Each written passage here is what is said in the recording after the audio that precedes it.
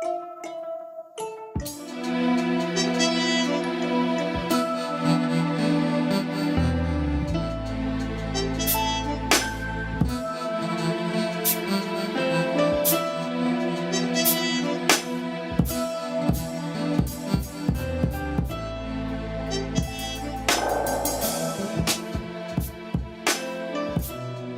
what's going down, y'all? Welcome back to What's Bothering Buster. Yes, indeed. Here we are again. I'm kind of switching things up this week, y'all. I'm gonna have a special guest in the house with us today, and we're gonna have a little bit of fun, man. We're gonna talk a little bit about Buckeye football. I'm actually just gonna dive right in because this is gonna be a special kind of a week. Just wanted to do something a little different, do something a little fun. So I invited one of my old rapping hip hop buddies to the scene. He goes by the name of B Moses, as most of y'all may know. His real name is Brandon Lamont. Yep. Lamont Moses. Yep. So I wanted to invite Brandon out, and we're gonna chop it up a little bit. But before we get deeper into it, man, I want the people to kind of know a little bit about you, B. So tell them a little bit about yourself, man. Man, well, like Bus said, me and Bus go way back to what, 02, 03? Yeah. Was when we first met. Bus really took me under his wing regarding the music, and we've been close ever since, man. But I got a family, man. I'm married. Been married for 8 years. I got a 3-year-old daughter, 1-year-old son. Been doing music even before 03. That's been mostly what people know me for around the city. If not that, then just playing basketball or just talking sports or just clowning, man. Like I used to be called Mr. Columbus. I just know a lot of people in my city. You feel me? Like so, just a regular cat, man. Just happy to be here to chop it up about my Buckeyes. Yeah. And just so you know, Mr. Columbus, man, I one of the reasons why Brandon is out today, we're going to talk a little bit of Buckeye football with y'all today. And we're going to kind of keep y'all abreast of what's going on out here. And we're going to come at you with a little bit of a different perspective. Brandon is a huge Buckeye fan. For those who know him, I like the Buckeyes. I had a lot of family that I grew up with that played for the Buckeyes. Cats like Anthony Gwynn, Marlon Kerner, Terry Glenn, Jason Gwynn. Those cats from the Bearcat Nation. That represented Brookhaven. Hall was another one who was out there. Justin Gwynn.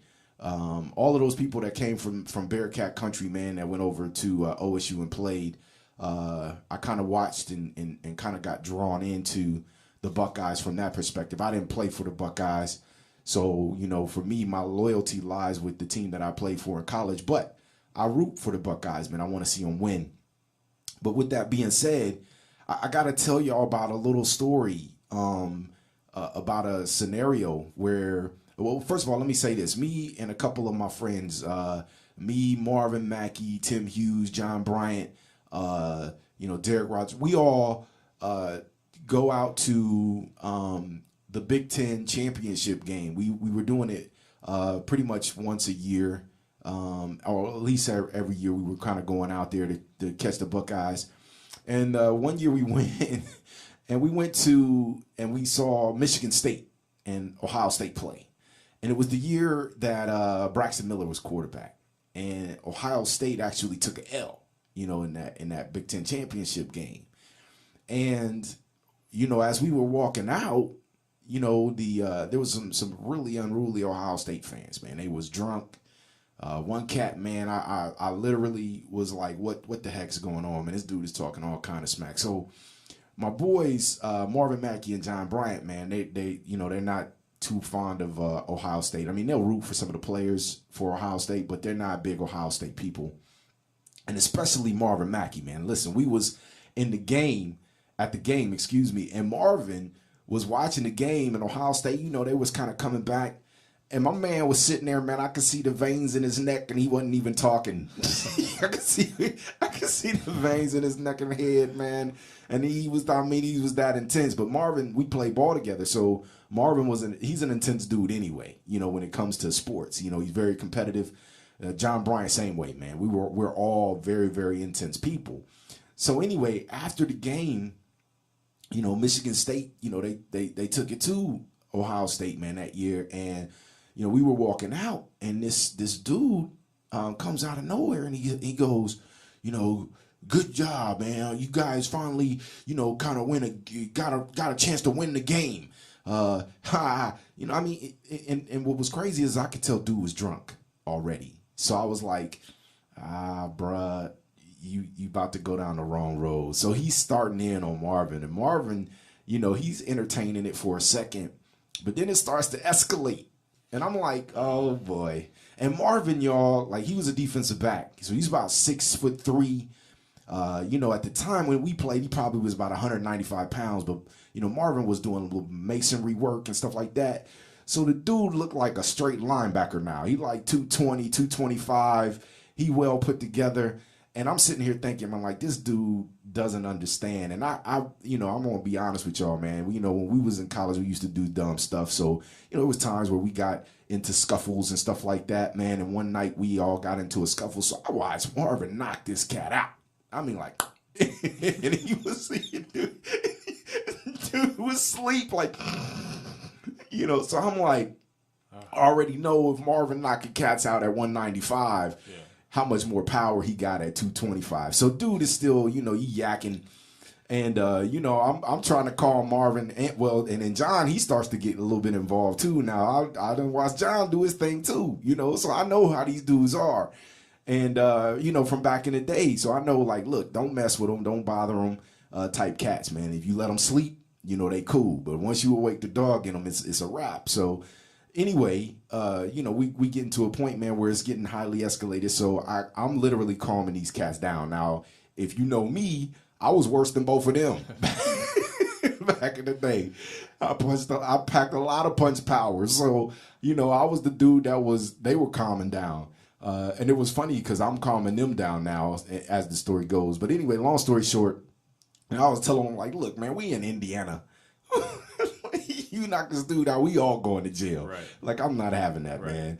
So anyway, long story short, man, we was on the way back and we were talking about, Ohio State fans and how, sometimes they can't take losses graciously and how they can't be, sometimes they, are a little bit obnoxious, when it comes to the Buckeyes because they can't see past, the Buckeyes being, winners all the time, And, we talked about that on the way back, man. But, I kept sliding in little shots like, hey, man, I wasn't getting ready to let y'all take me to jail, man. Y'all know that, right? Like, we all got kids and families. But in any case, so today I was kind of telling you that story because what we're going to be talking about is the fans. And, I brought Brandon in because he's a Buckeye fan. And he probably can tell you just about anything Buckeye that you want to know. I look at his Facebook page from time to time. I see him grappling with people on there, and I'm like, So I kind of sit back a little bit and I watch it. And I don't intervene, man, because I'm one of those people, man. I'm very, very well versed in football. I can break down what's happening in football a little bit more intense than most people. And some people see football from the surface. They really see what's going on and what they see on film and what they see on TV at that time. So I'm looking at it, like more of a coach, so to speak, than I am actually player. So what I'm gonna have Brandon do, I want Brandon to talk a little bit about his Buckeyes and what started out, where he got his passion from like an Ohio State football. Well, man, I'm born and raised in Columbus, Ohio, man, first of all. And I've always loved football. Most people know me for playing basketball, but truth be told, if you really know me, my passion for football is a little greater. I played football as well, Little League, and all the way up until high school.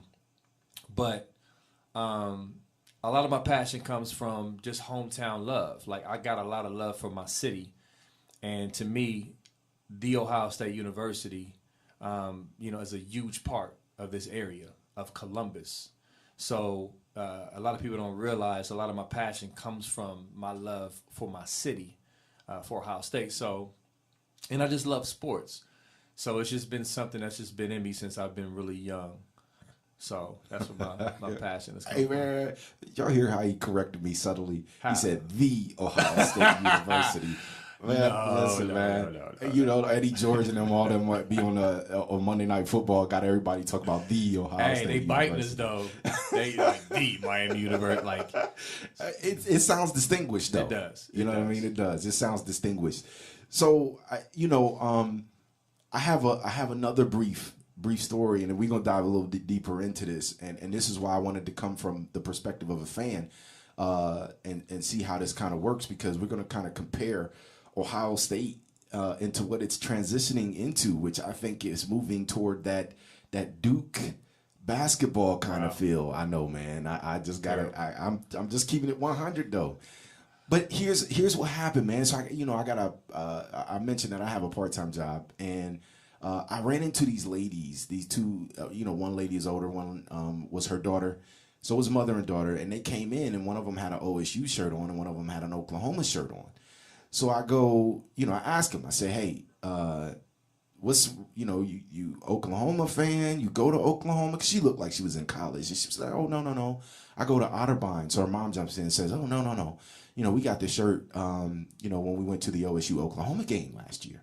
And I was like, oh, well, that's pretty cool. I said, so, were you rooting for Oklahoma? And she said, no, I kind of had the shirt on.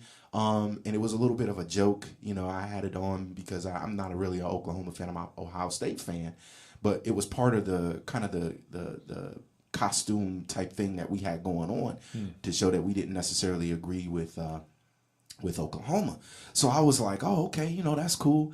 And I said, so you guys diehard Buckeye fans? They was all H. And I was like, oh, boy. So I was like, okay, all right, I get it. So anyway, as I was talking to him, I was like, so I said, what did you think about last year's season? She was like, oh, you know what? It was just, it was bad. And I paused like, what?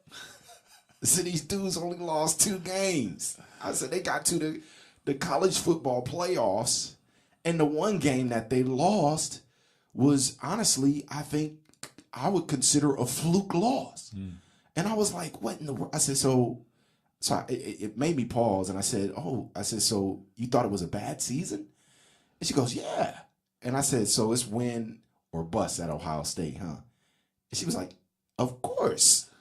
And I was like, what in the world? I said, man, so that means that these young dudes can't have success and be at the top or the peak of college football year in and year out.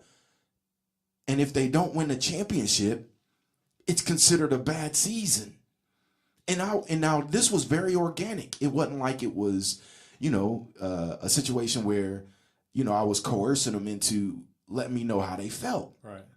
So anyway, it made me start to think about, like the type of pressure that's placed on, and I want for my older listeners, I want the people who understand when you send your kid off and they're 18 years of age, the type of pressure that they already have just to be able to complete college.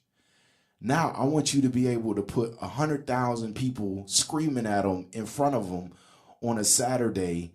And I want you to imagine that they're saying, if you don't win today, you're a loser for the rest of the year until we get to next season.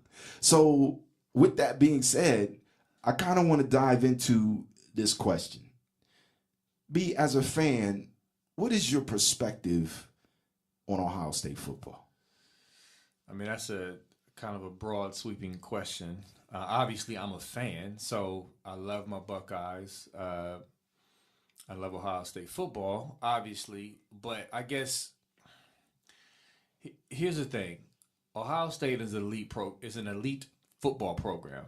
Past 20 years, they've been competitive, competing for Big Ten titles, national titles. I mean, Jim Tressel was an elite coach. Urban Meyer is also an elite coach, obviously. So there's a lot of expectations that come with those things. Not only that, we've recruited extremely well. So when you recruit extremely well, you expect to be in position to compete for championships. So that's where Ohio State football is right now. Hold on, let me stop you, man. Uh-huh. Before you dig into that further. Yeah. Because I think that Ohio State football is also, when you compare it to, my bad, but I think that when you compare it to like Duke basketball, I'm starting to feel like I'm getting a little bit of a similar vibe, like from people across the nation. Okay, like so let's be more specific. It's kind of love to hate type thing. All right, so I know one of the questions you wanted to ask me is, what's my perception of Duke basketball? Yeah, what is your perspective of Duke basketball? Okay, so my perception of Duke basketball has changed over the years. I'll be honest with you. You know, growing up in the 90s, my perception of Duke basketball was spoiled white kids, entitled spoiled white kids university. That was my perception of Duke basketball. Okay. So, you know, when UNLV would play them or even the Fab Five would play them, right? You know, I'm like, it was almost like a racial thing. You know what I mean?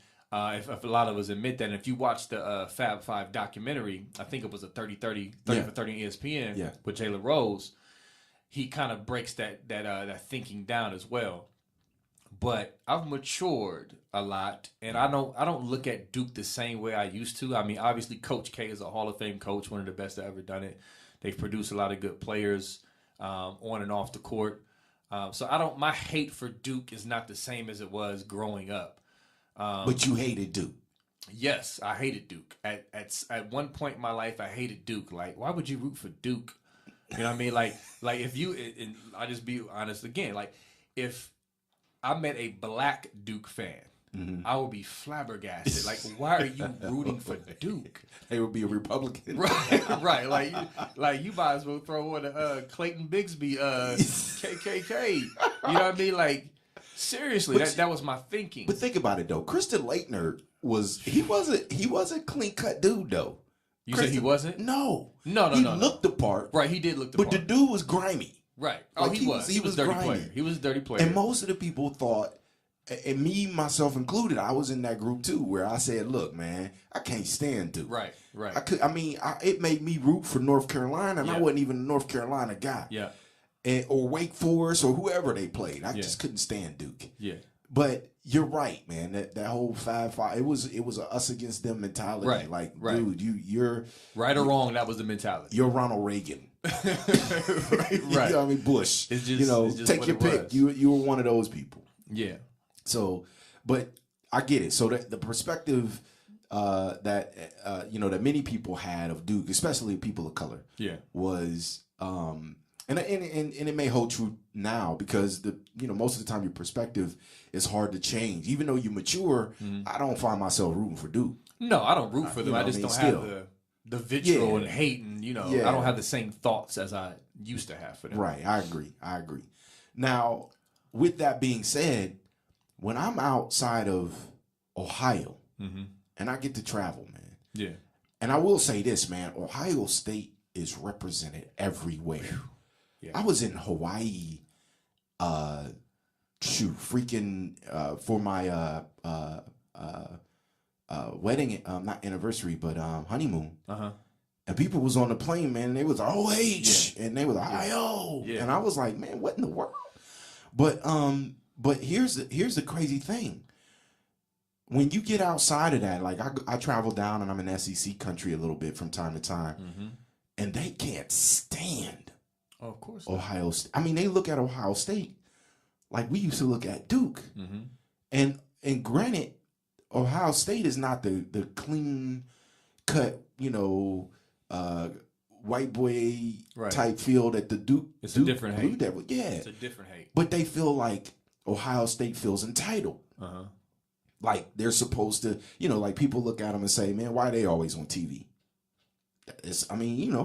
Granted, Ohio State got fans everywhere and they draw numbers, but they like, man, I'm sitting here watching an Ohio State game in Atlanta, Georgia, and they salty because Georgia Tech should be dominating the TV where they are. So let me dive in on that. I've been waiting for this. Okay. So here's the thing about our fan base.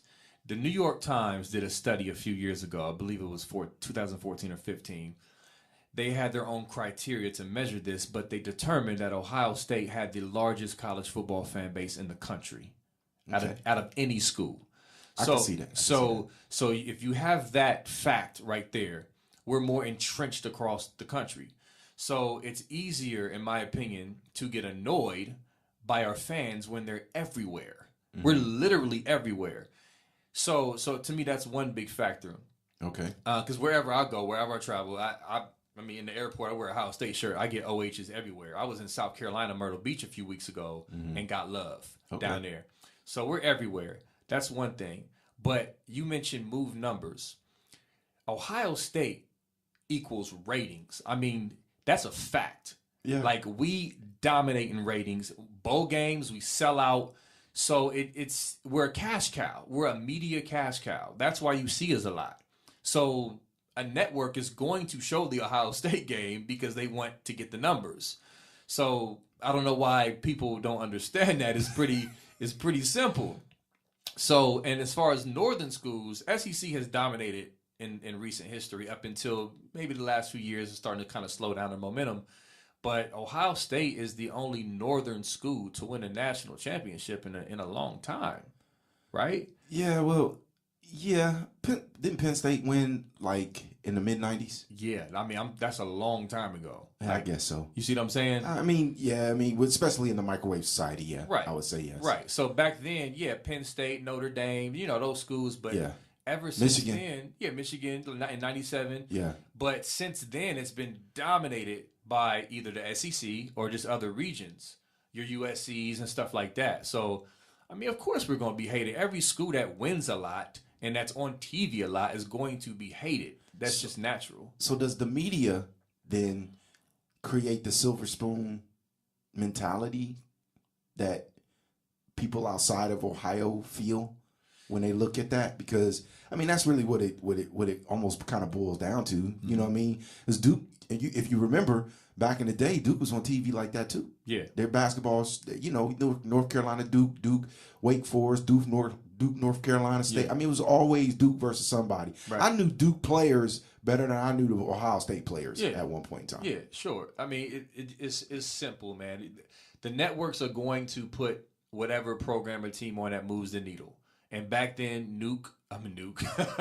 Duke, they moved the needle. But to answer your question about the media is always going to take some blame for shaping narratives. Mm-hmm. Always. They're never going to escape from that. So, yes, the media does play their part in pushing whatever agenda or narrative that's out there. But listen, I'll be honest with you. Talking about the fans, listen, we do have some bad fans. Mm-hmm. Every fan base has bad fans, but we're so entrenched everywhere. We're the largest fan base in the country.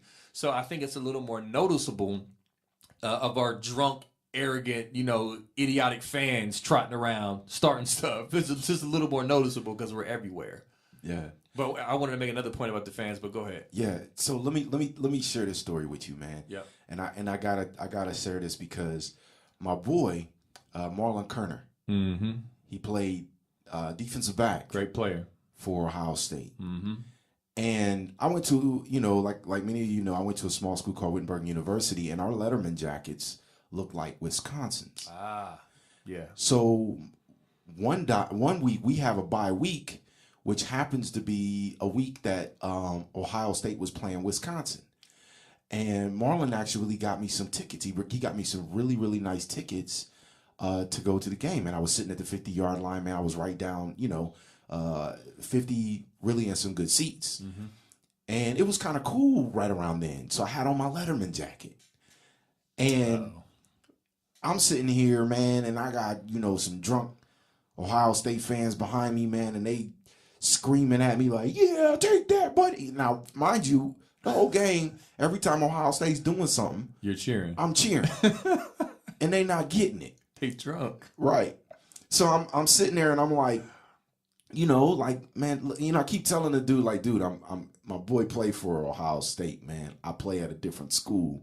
I'm here cheering him on today. So the dude still, he going at it, man. You know, he's still going. And now, mind you, man, I'm thinking NCAA, you know, Columbus Dispatch, it right up on me. You know, Wittenberg, athlete, Malls, Ohio State fan, while rooting for Ohio State. right. But you know, the whole time he's thinking I'm a Wisconsin player. Now, mind you, I'm sitting up here telling him like, dude, why would I be a Wisconsin player on an Ohio State sideline? Right. You know, so he obviously it didn't register. Now, the story gets even better. So I leave the game, and these dudes are following me, right? And they keep talking, they keep heckling me, man. Yeah, you know, you that's a Wisconsin jacket, da da da da da. He's going on and on and on. And I'm just walking. I said, so I finally turn around and I tell him, I said, hey man, y'all might want to get your boy. And I'm serious at this point. You know, I said, all this time I've been walking and I'm serious. I said, y'all want to get your boy. And the dude literally says something like, what are you going to do to all four of us, nigger? Wow. Right. And I said, what? I said, hold on, man. So, you know, at this time, man, I'm approximately 6'4". I'm about 315, 320. Oh yeah, you was at Wittenberg at that time, right? I'm ready to maul it. And plus, man, this is old bus. Yeah. This is bus that felt like I could take on about 6 cats and not lose. Right. So I turn around. It's almost wintertime, man. And so it's cool out, man. I start unbuttoning my jacket. And I'm like, okay, man. So since it's all four of y'all, and I happen to be a nigger, I said, we're gonna see how much of a nigger I am when I get in all y'all's ass. What'd you say?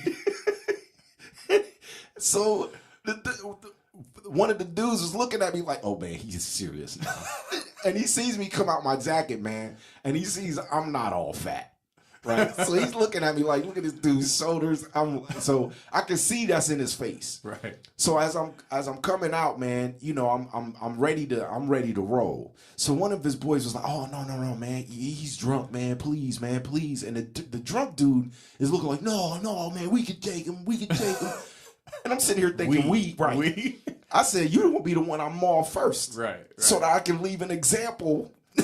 To the other three. Yeah, to the other three. So I'm looking at this cat, man, and I'm like, really? Like, dude, you really want to take this whooping? And mind you, I wasn't just going to whoop. I was going to beat the brakes off this cat. Yeah. I literally was going to twist this cat back. So his boy started begging me, man. He's like, look, man, please. You know, I said, nah, man, I think I'm going to go ahead. And I wasn't that calm. You know, but I was like, I think I'm gonna go ahead and peel your boy's cap back so he understands. Blue. Yeah. So he understands not to get at me like this, right?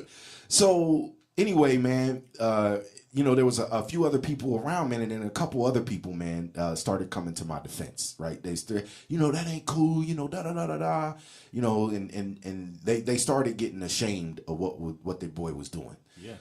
So anyway, long story short, you know, I know Buckeye fans that can be very unruly, but then it started to make me think, man, because when I look back on the situation in Indianapolis, it was the same scenario, like a drunk white cat who, you know, I don't even think they were athletes at all, but they had blurred Budweiser vision.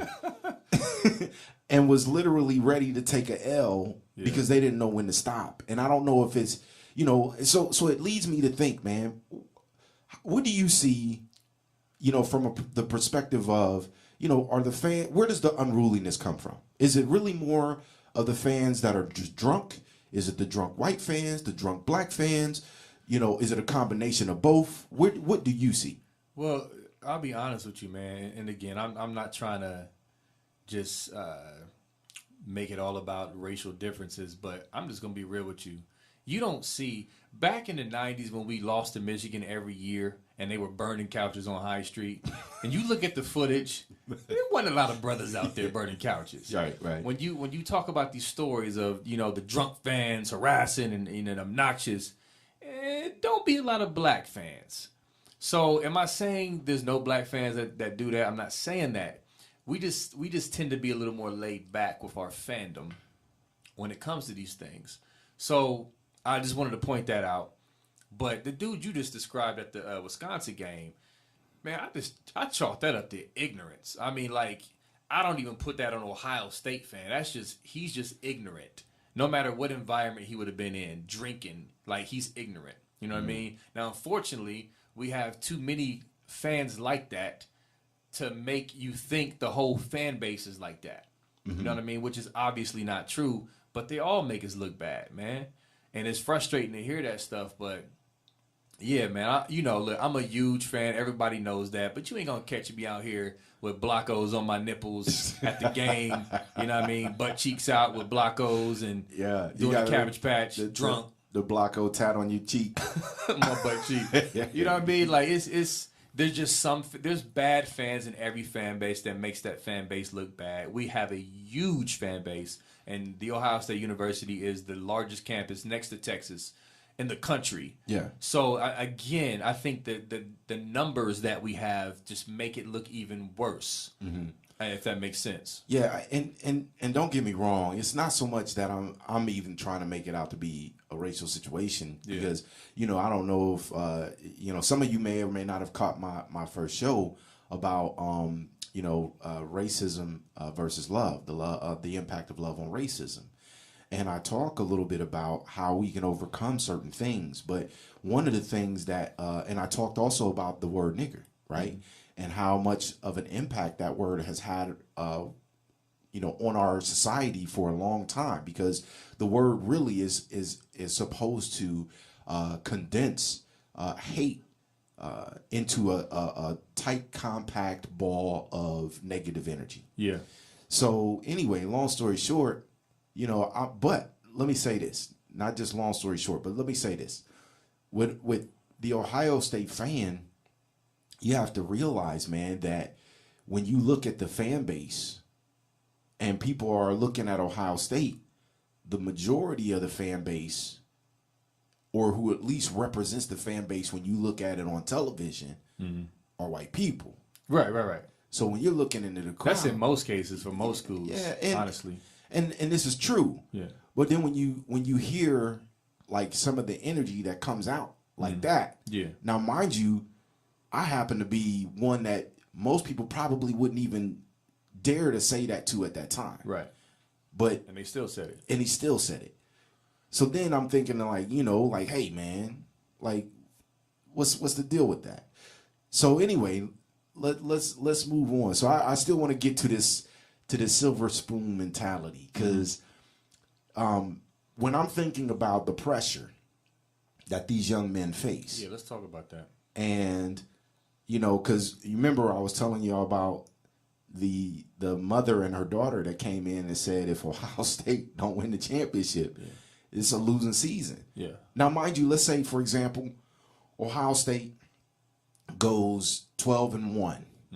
They play 13 games, which means that they would have played 12 games, maybe lost a game in the season. Let's say they won their bowl game. Yeah.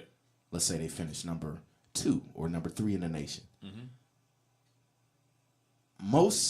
I can't say most because I don't know that, but let's say the majority of the fans, I believe personally, will consider that a subpar season.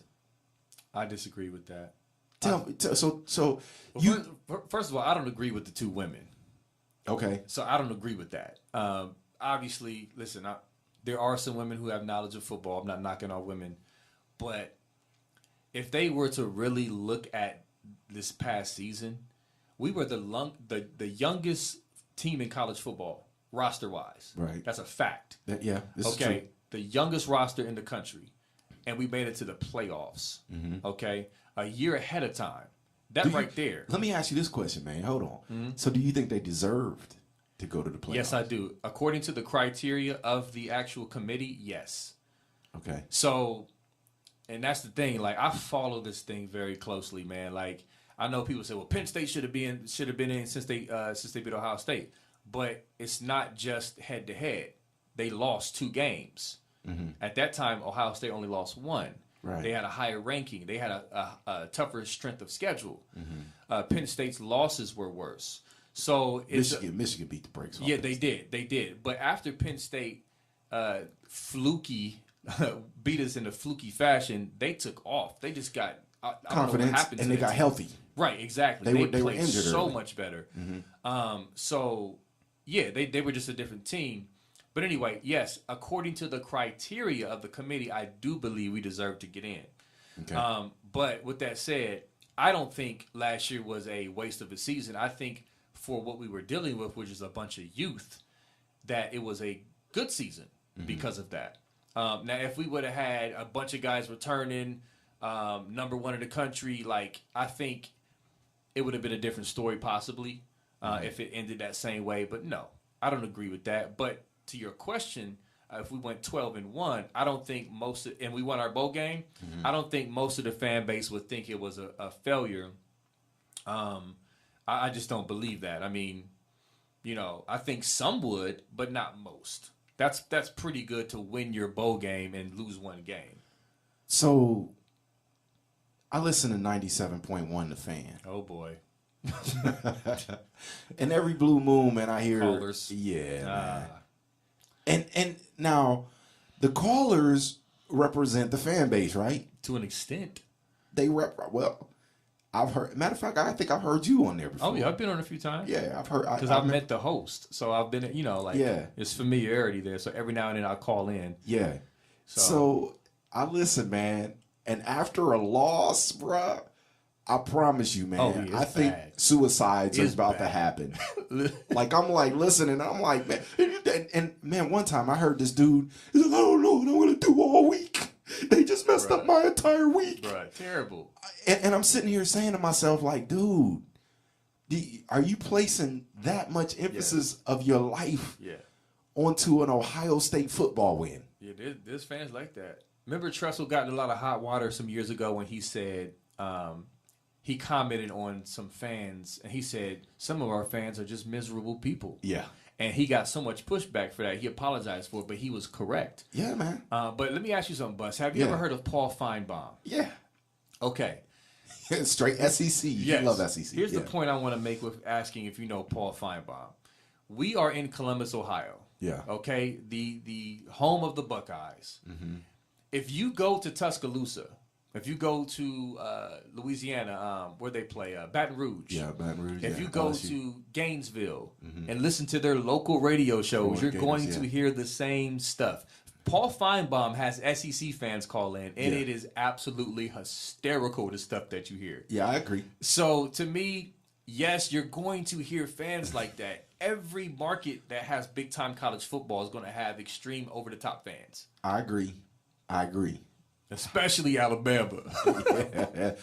I think Alabama has grown into this since Nick Saban. Yes, absolutely. They weren't like that before. Nope, because they weren't winning. And it's funny because now Alabama fans are very arrogant. Yes. Like I my pops is my dad. God bless you, pops. But my man is an Alabama fan 2-2, and but what's funny is he likes Ohio State too. Okay. However, he defers to Alabama when they play. But if Ohio State wins, he'd be like, hey, well, I'll be like, man, you need to pick a side. right.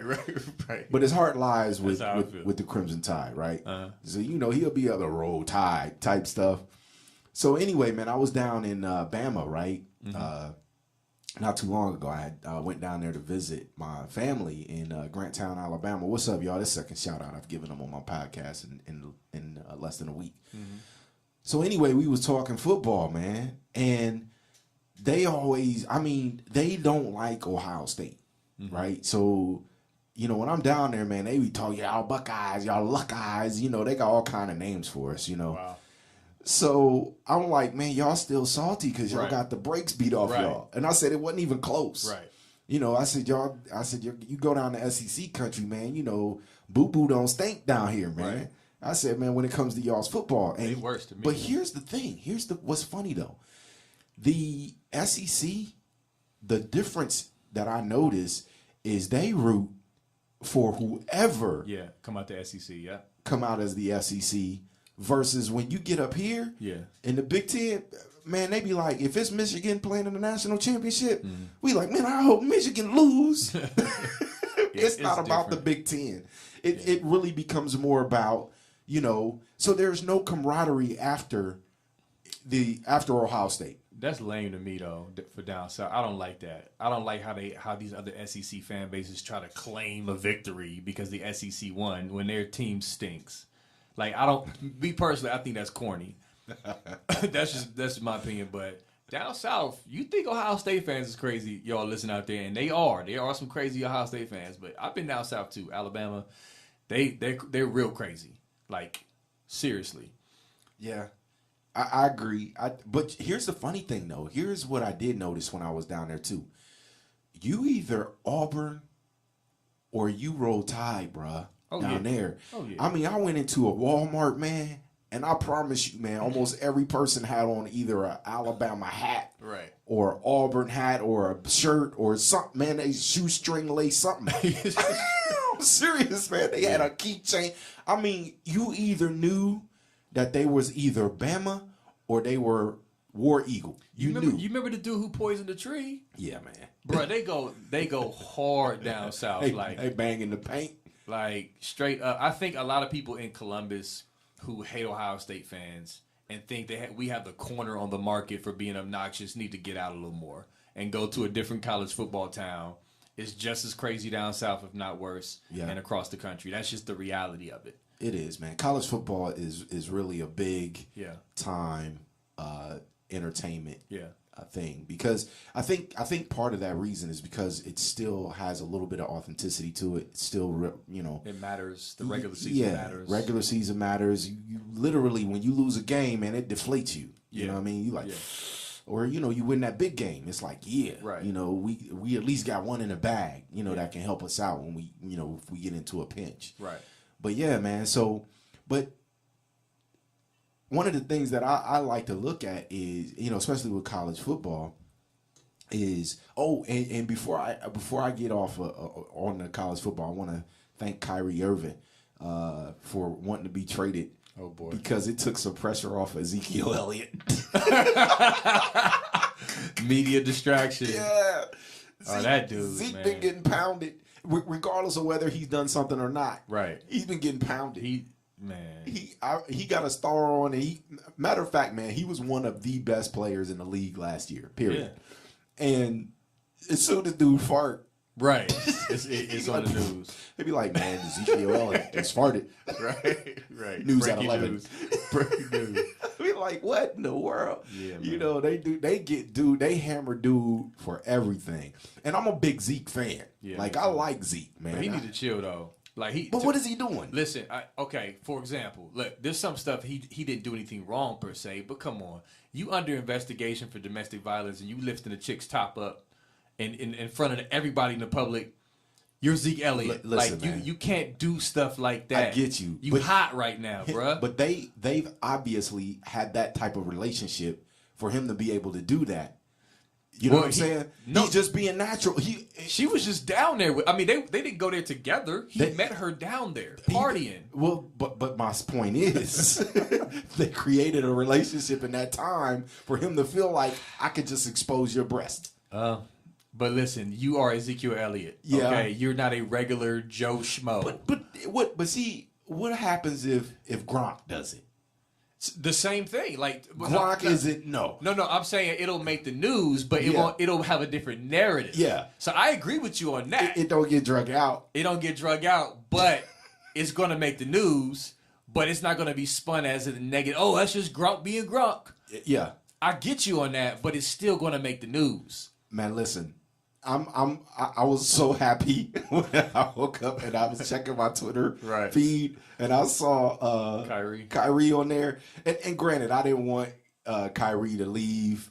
Matter of fact, man, he ain't going yet. Well, you know, man, Cleveland has to trade him. They have to. He has 2 more years. But I don't think they're gonna win a championship with that mentality. With that chemistry, yeah. You know what I mean? That's already it's a no-win scenario or situation. Man, I got a headache thinking about that crap. I'm just saying, man. Terrible. I didn't mean to change the subject, but I'm just saying it's still along the lines of Ohio State because it made Zeke's situation less prominent in the news. He needs to lay low now. Just get ready for camp and lay low. Man, they talk about suspending him. Which makes no sense to me because he's already been cleared by the Columbus police. All right. There's no evidence that he did what he's being claimed to do. So if the NFL suspends him, why? Like how? Sway. Like I want an explanation. Now if he's guilty of a crime or doing something that's breaking NFL policy or rules, okay, explain that. Mm-hmm. But don't explain the dude just because, he's having an off season to forget, as far as PR goes. Well, listen, man, I hope nothing but success for the brother. I hope that he is able to get to a point to where, he looks at it and says, you know what, man, tonight might not be the night for me to go do what I feel like I enjoy doing. But the problem with that is, man, is that here's the thing that I don't like. And this is from a fan perspective. Mm-hmm. And I'm looking at other fans. Other fans start to count people's money. Yeah. And because they're jealous of the work that these young fellas put in, they set the expectation of what they want them to appear to be. Mm-hmm. And this person may say, well, that's not me, man. I just enjoy myself. I like having fun. I like going out and doing certain things. And you may not necessarily agree with it, but this is how I enjoy my life. And this is what makes me play better come every week. But what's funny to me is that most of the people are saying, well, since I go to the games and since I watch it on television, I'm paying I'm paying your salary as a fan. Like, bro, you paying what, 2 cents of his, whatever he's making?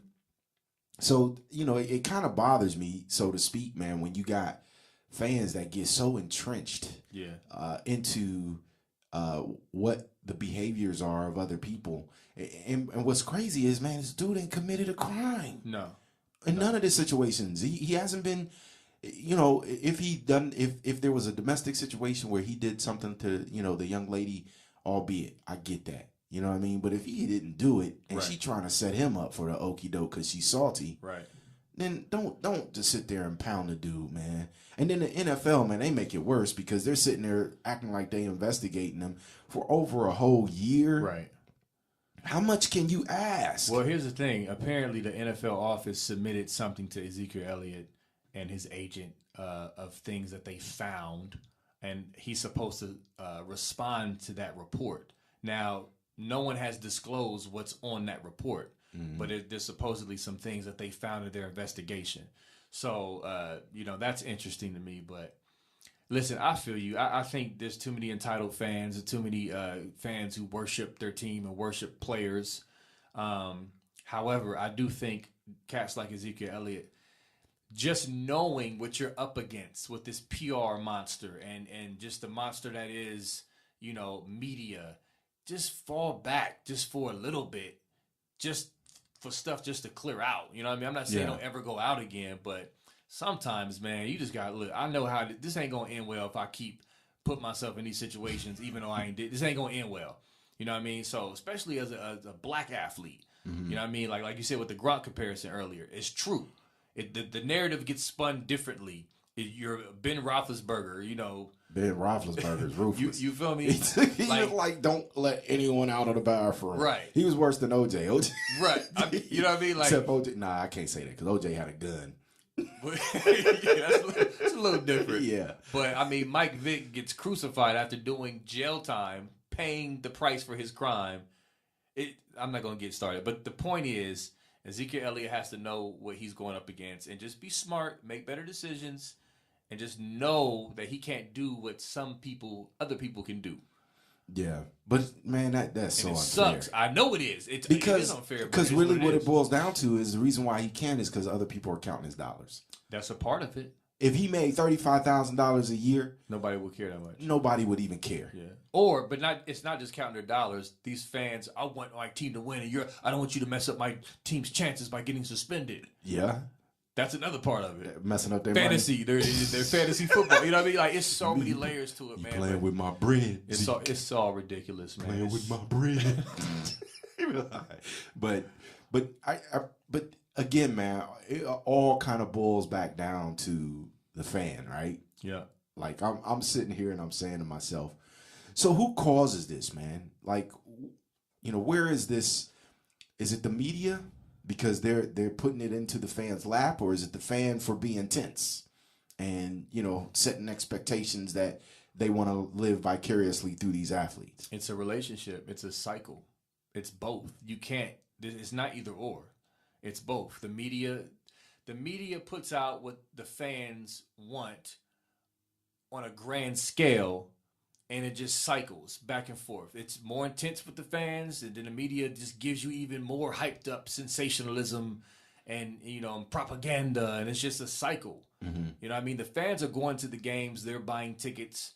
NFL is a multi-billion-dollar industry or company, or brand, or whatever you want to call it.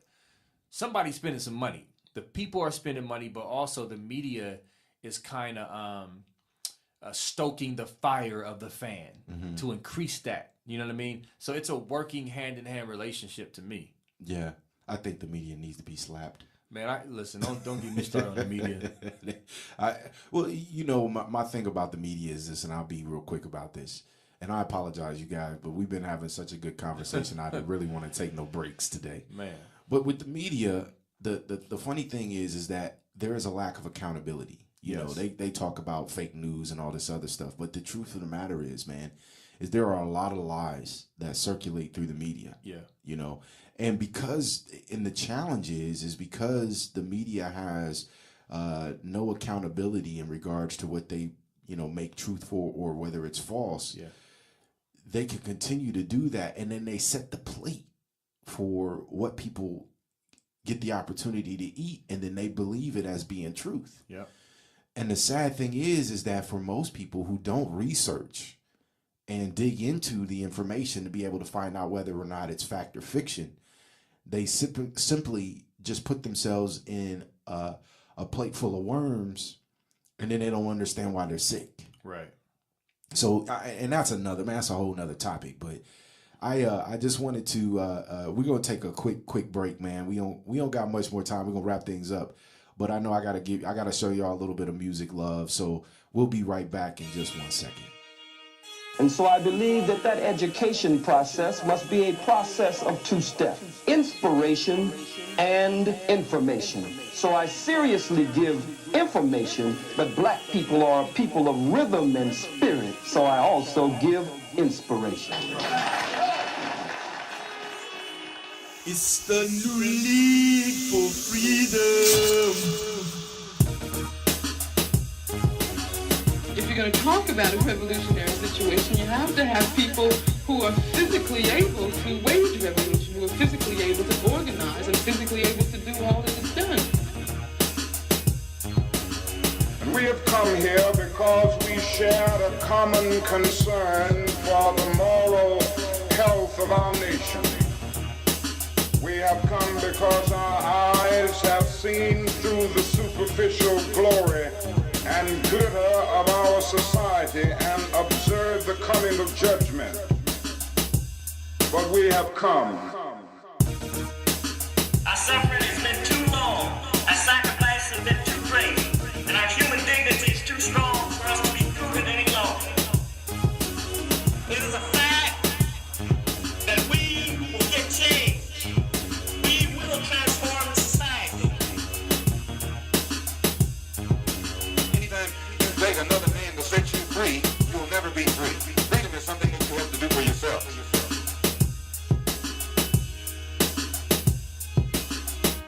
It's the new league for freedom. All right, y'all, we back. I appreciate y'all letting us take a break there. But in any case, I wanted to continue on with this Buckeye fan thing. So you know that Brandon, you said earlier, man, that the Buckeyes were young last year, right? Yes. And they deserve to be in the college football playoffs. So with them being young last year and them having, but mind you, they lost their whole secondary almost, with the exception of one. Mm-hmm. And that one person, man, I don't even know if I was really high on him. I saw him get toasted a few times. And that's not to say that he won't improve, because, you know, when you get pushed into that spotlight as being the focal point, you tend to raise your level of game. So I'm hoping that he raises his level of game. But my question is the expectation now. So as from a fan's perspective, we know that it's win or bust. Yeah. And they're no longer young, so they don't have that excuse. Correct. So what are your expectations, man, for them this year? So here's the thing. I have very high expectations for a few reasons, but I also have some questions that need to be answered. Mm-hmm. So the expectations are high. Obviously, we have a lot returning, especially on defense. The defensive line should be the best in the country, if not top 5 minimum. Regarding the cornerbacks, there's a kid named Kendall Sheffield that transferred from Alabama. He's a 5-star recruit that transferred out of Alabama. He's probably going to be the starting corner opposite of Denzel Ward. Denzel Ward played just as many snaps as Marshawn Lattimore did last year, and he went in the first round. Mm-hmm. Denzel Ward is really, really good. He's already on some early watch list. We have a safety that we need to replace. Our secondary should be fine. We have great DB coaches. We keep producing DBs. I think we'll be fine. And I think the D-line will allow them to come along throughout the year by putting pressure on the quarterback. Mm-hmm. But with that said, offensively is where the question marks come. J.T. Barrett in 2014 was a Heisman Trophy candidate, okay? He has not played the same since. And I think the common denominator there is Tom Herman leaving 2 years ago. Mm-hmm. He has not played the same since Tom Herman has left. Now, enter Kevin Wilson. We know who Kevin Wilson is, but some people out there probably won't. He's the former head football coach of Indiana University of Indiana. He is a genius when it comes to X's and O's and just offense, period. He's put up incredible numbers with Indiana over the past few years with 2- and 3-star kids. Yeah. He's given Ohio State defense fits. Michigan's defense fits. The whole league's defense fits. So you bring him in with the talent that we have, and I think that's really going to be an issue for other teams. Now, the question is J.T. Barrett. Can Kevin Wilson come in as the new offensive coordinator, make J.T. Barrett a better player by making the schemes better? I think there's a good chance of that, but it's still a question mark we have to see. If J.T. Barrett returns to the J.T. Barrett of 2014, I think we're definitely have a good chance to compete for a national championship. If not, I think we're not going to win this year, period. Yeah. Well, let me say this. I agree wholeheartedly with your sentiment on Kevin Wilson. Yeah. Dude is a beast, man, and he's shown that year in and year out. I know in Oklahoma, when he had Adrian Peterson and those guys, he was an offensive coordinator.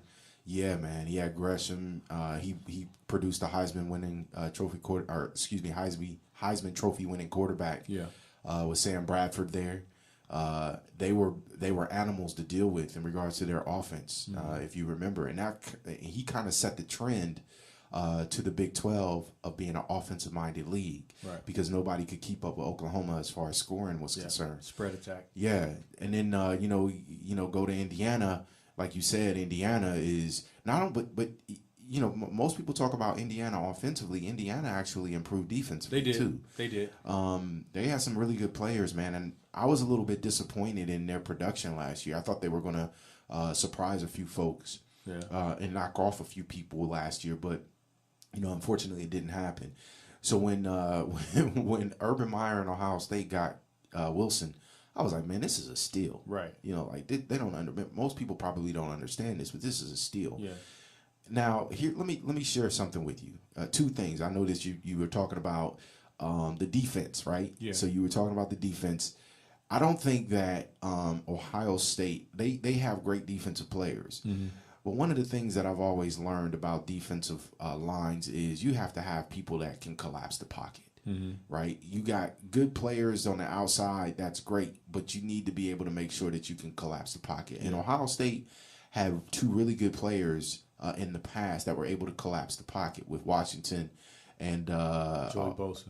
Not Bosa. Bosa was on the outside. Are you talking about the D tackles? Michael number Bennett? 60, Michael Bennett. Yeah. Michael Bennett. Yeah, I was going to say number 63.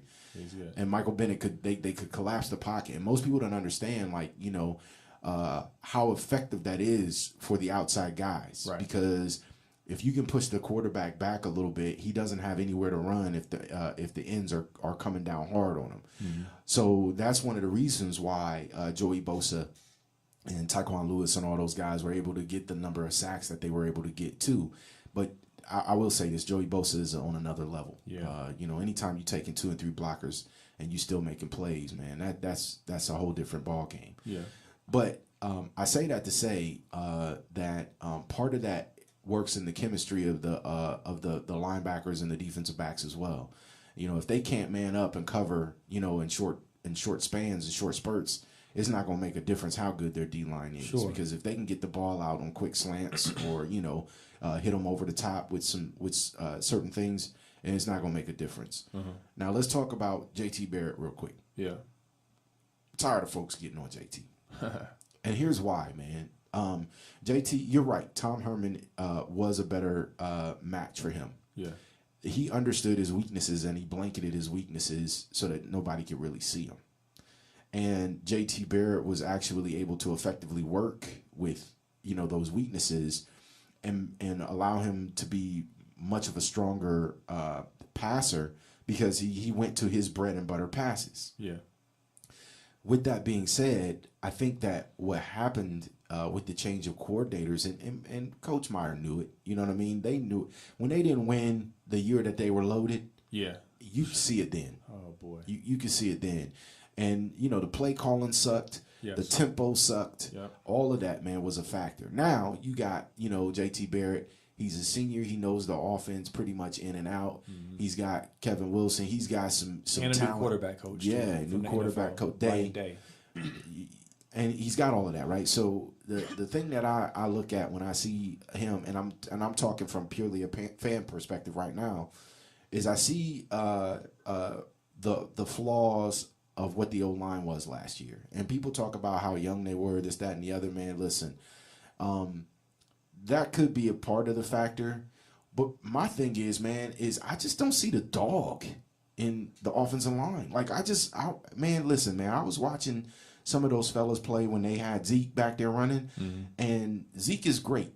Don't get me wrong, man, but he was at least getting seams and holes to be able to run through, and those guys were firing off the ball, man. And I think that's one of the biggest differences that I see. Like, they don't know the difference between firing off the ball and being a pass protector. And I think that's what chewed them up last year. And when you're a quarterback, if you think that it's hard to just make the pass, imagine feeling like you're going to get sacked or hit every time you're about to throw. Yeah, this is a valid point about the offensive line. I'm glad you brought them up. There's a kid named Isaiah Prince. He is the right tackle, I believe. Because Jamarco Jones is the left tackle. Isaiah Prince, he was a redshirt freshman last year. And we had Michael Jordan, who was a true freshman at guard. So we did have a young line. However, Isaiah Prince got destroyed last year in pivotal games. Penn State, destroyed. Michigan. Here's the funny thing about the Michigan game. Taco Charlton, a local kid here out of Pickerington, got drafted in the first round to the Cowboys. Off of Isaiah Prince. Y'all think I'm playing? Go watch that film. Now, listen, Taco Charlton's a very athletic, fine player, good kid, but he really didn't have that great of a career up to that point. Like, that game got him drafted first round, in my opinion. Yeah. Isaiah Prince was that bad and Taco was that good. Not taking away from Taco. Point is, the O-line has to get a lot better. Bus is so right about that. You can't put it all on JT. If you're constantly running for your life, it's hard to throw down the field accurately, period. And then on top of that, we really didn't have any deep threat receivers last year. That should change this year with some of the guys we got coming up. But that's an excellent point, Bus. Yeah. But, man, I'm me personally, man, I'm excited to see what they can do. I think this is Kevin Wilson's ticket to wherever he wants to coach at. Yeah. Next year after the 2 years he spends there, if he's granted those 2 years. I like Schiano too. I think Schiano brings an aggressive approach to their defense that I like. I like the fact that he says go get the ball. We'll see, man. We'll see. This is a different perspective. It's coming from a fan's perspective. But I just wanted to share that with y'all to see what was going on. But anyway, we're coming down to a close. I want to definitely thank Brandon for coming out, spending some of his time in the day talking Buckeye stuff with y'all. He is a fan, man. I ain't gonna hold that against him. I'm not a Michigan fan, man. I'm just I'm a football freak. I love football. I enjoy it, man. I like the way that the sport is, the aggressiveness of it. I like the contact. I loved playing it while I did play it. It was fun. It was real fun. I played it with and without equipment. So, it was good, man. Before we wrap up, man, B, is there anything you want to say to the people? Go Bucks, man. OHIO. To all those fans who root for Michigan that were born and raised in Columbus, I hate your guts. See, I can't stand you. I told if y'all. I see you in public on sight. Nah, I'm playing. Nah, but typical Ohio State fan. Yeah, but I can't wait for the season to start. I'm actually going to the Indiana game. Ohio State lost plays. all kind of melanin. Ohio State plays at Indiana on August 31st. I will be in the building. So, yeah, I'm excited about that, man. And thank you for having me, Bush. You know how much I love talking sports, especially my Buckeyes, man. So this was very enjoyable for me. Hey, man, I'm glad you enjoyed it, man. Listen, this segment of What's Bothering Buster, man, was just to just kind of give y'all a little bit of a different approach. I hope you enjoyed the show today. I truly appreciate y'all listening. Again, remember, your feedback and comments are always welcome. Don't forget, y'all, subscribe, man. I'm trying to get my listening people up, man. Y'all, some of y'all, man, y'all ain't even finishing the shows, or else y'all be laughing with me at the end of my shows, as I'll be doing some crazy stuff at the end of the shows. But in any case, man, make sure you subscribe to me. If you're not, on my Twitter feed, please, man. Fearless Strat is my Twitter feed. On Instagram, it's Fearless Strategies. On Facebook, I got a business page, Fearless Strategies. You can go to www.fearlessstrategies.com. I'm a little bit of everywhere, man, and I'm just trying to make it just like y'all. So please, I'm trying to get to 100,000, man. Y'all can add yourself to it. Brandon, man, he's going. I'm doing a shameless plug right now. He gonna push who he knows out there too, man. So y'all can come and listen, man. So in any case, we appreciate y'all. Thank you very much for listening. As always, man, we'll see you soon, and we'll talk. Turn me up in your headphones. Peace, my people. Attention, please.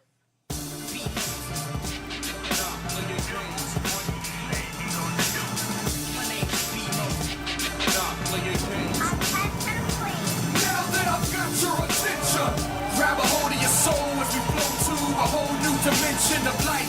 Put away the tension, it's right, cause we not playing games, right? Now that I've got your attention, the spirit's quenching any passion or thirst with the mention of Christ. Darkness, we pierce with the light, cause we not playing games, right? Now that I've got your attention, I ain't a liar. Time is ticking, man, we coming down to the wire. You're on your way to hell, we gonna snatch you out the fire. You up in the club, don't let me catch you in the choir on Sunday. You gon' recognize one day, can't buy your way into heaven, there's only one way.